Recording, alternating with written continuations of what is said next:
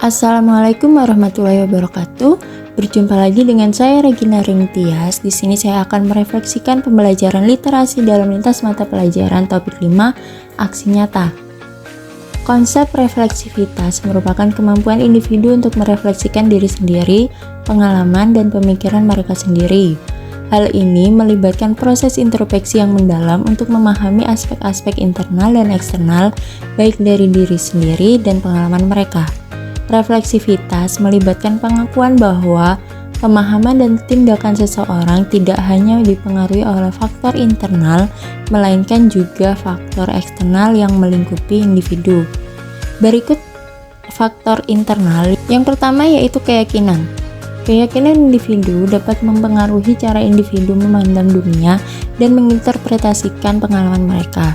Hal ini dapat mempengaruhi apa yang dianggap penting untuk direfleksikan dan bagaimana individu menafsirkan pengalaman mereka. Selanjutnya yaitu pengalaman pribadi.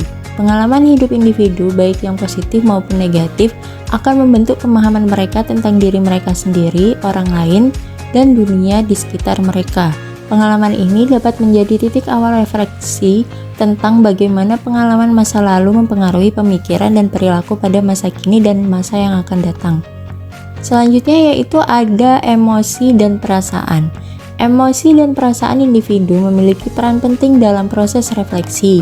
Perasaan seperti gembira, kecewa, atau ketakutan dapat mempengaruhi bagaimana individu merefleksikan pengalaman mereka. Sedangkan kesadaran akan emosi mereka dapat membantu individu memahami lebih baik bagaimana emosi tersebut mempengaruhi pemikiran dan tindakan mereka. Kemudian ada tujuan dan motivasi.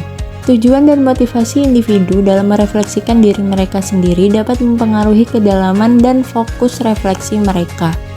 Individu yang memiliki tujuan yang jelas atau motivasi yang kuat untuk refleksi akan lebih cenderung untuk melakukan refleksi yang lebih mendalam dan terarah. Yang terakhir, yaitu kemampuan untuk berpikir kritis.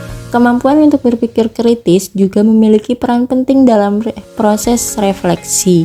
Individu yang memiliki kemampuan untuk menganalisis informasi secara kritis dan menarik kesimpulan yang berdasar bukti-bukti dapat melakukan refleksi yang lebih efektif.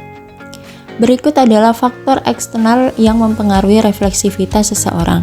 Di antaranya yaitu lingkungan sosial. Lingkungan yang mendukung, terbuka, dan interaksi yang baik dapat mendorong seseorang untuk lebih memikirkan tindakan yang akan mereka lakukan. Selanjutnya yaitu ada budaya sekitar. Budaya yang dianut oleh masyarakat tempat individu tinggal juga dapat mempengaruhi refleksivitas mereka. Budaya yang mendorong introspeksi, evaluasi diri, dan pertimbangan terhadap tindakan-tindakan yang dilakukan biasanya akan memperkuat refleksivitas. Berikutnya ada akses terhadap sumber daya dan informasi. Akses terhadap sumber daya pendidikan, literatur, dan informasi juga dapat mempengaruhi refleksivitas seseorang. Individu yang memiliki akses yang lebih besar terhadap informasi cenderung memiliki lebih banyak kesempatan untuk merefleksikan tindakan mereka.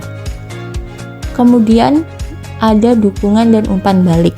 Dukungan sosial dan umpan balik dari orang lain memiliki peran penting dalam pengembangan refleksivitas. Umpan balik dan dukungan dari rekan kerja, teman, dan keluarga dapat membantu seseorang untuk melihat diri mereka dengan lebih jelas dan mempertimbangkan tindakan mereka. Faktor eksternal yang terakhir yaitu teknologi dan media. Penggunaan teknologi dan media juga dapat mempengaruhi refleksivitas seseorang. Akses terhadap platform seperti jurnal online, blog, atau media sosial dapat membuka peluang untuk merefleksikan pengalaman dan berbagi pemikiran dengan orang lain. Dalam konteks pembelajaran, konsep refleksivitas sangat penting karena dapat membantu individu untuk tidak hanya memahami apa yang mereka pelajari, tetapi juga bagaimana mereka belajar dan bagaimana pengalaman dan pemikiran mereka berkembang seiring waktu berjalan. Dengan refleksi yang terus-menerus, seseorang dapat mengidentifikasikan kekuatan, kelemahan, dan area yang memerlukan perbaikan dalam pemahaman dan keterampilan mereka. Naratif literasi adalah tulisan refleksi di mana seorang penulis menceritakan kisahnya terkait dengan proses dan perjalanan dirinya dalam pengembangan berbagai bentuk literasi, termasuk membaca, menulis, memirsa, menginterpretasikan, dan sebagainya. Naratif literasi bukanlah tulisan teoritis dan tidak harus memberikan definisi literasi secara umum, namun perlu mengeksplorasi dan memaknai kembali literasi dalam konteks pengalaman pribadi seseorang. Menurut Yong tahun 2024, naratif literasi bukan hanya sekedar cerita tentang bagaimana seseorang belajar membaca dan menulis.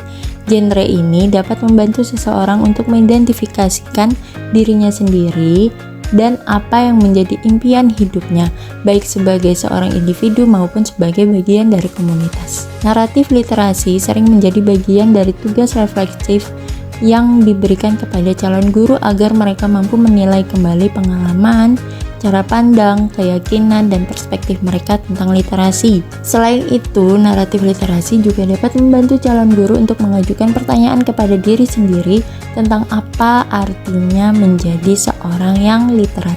Berikut adalah perjalanan literasi pribadi.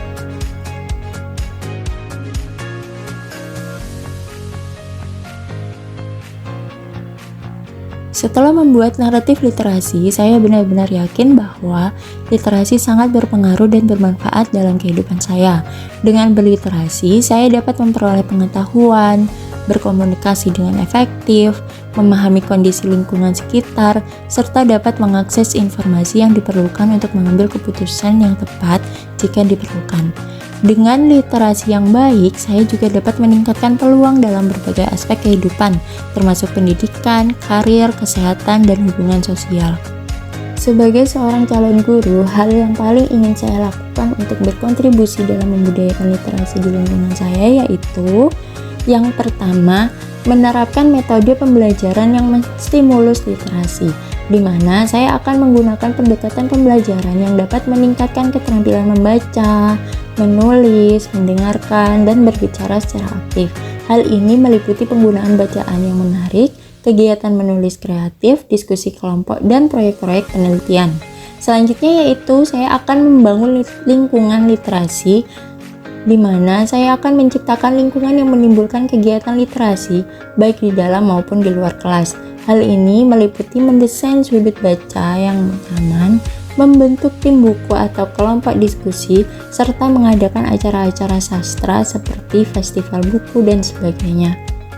Kemudian, kolaborasi dengan orang tua dan komunitas. Saya akan bekerja sama dengan orang tua dan anggota komunitas literasi untuk memperkenalkan kegiatan literasi di luar lingkungan sekolah. Hal ini dapat dilakukan dengan mengadakan lokakarya literasi untuk orang tua, mengorganisir program membaca keluarga, atau bekerja sama dengan perpustakaan lokal dan lembaga-lembaga budaya lainnya.